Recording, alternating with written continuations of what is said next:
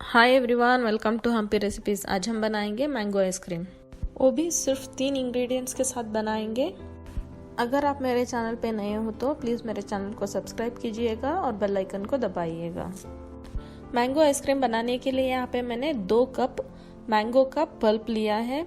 Mango पूरा पका होना चाहिए, वैसा मैंगो चूज़ कीजिएगा और मैंगो में रेशे कम होना चाहिए। मैंगो पल्प को मिक्सी में डालकर पीसकर साइड पे रखेंगे।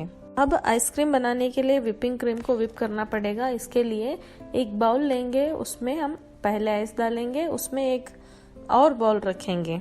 अब इसमें हम 1 कप हैवी व्हिपिंग क्रीम डालेंगे। अब आप इस क्रीम को एक विस्क या हैंड मिक्सर या स्टैंड मिक्सर के सहायता से व्हिप कीजिएगा।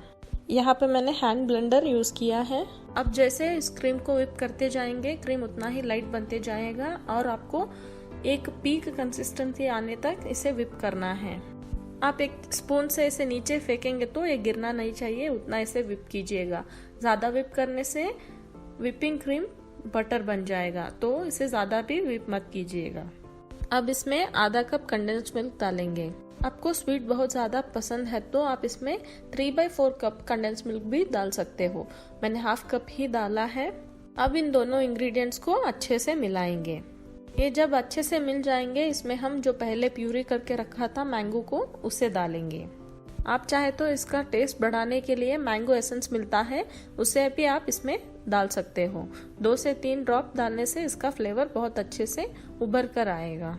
यहाँ पे मैंने कोई भी एसेंस नहीं डाला है, आप बिना एसेंस के भी इसे बना सकते हो।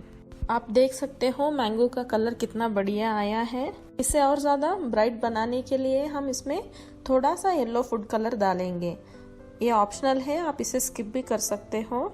मैंगो आइसक्रीम को और ज़्यादा टेस्टी बनाने के लिए हम इसमें छोटे छोटे पीसेस में कट किया हुआ 3 टेबलस्पून जितना मैंगो को ऐड करेंगे।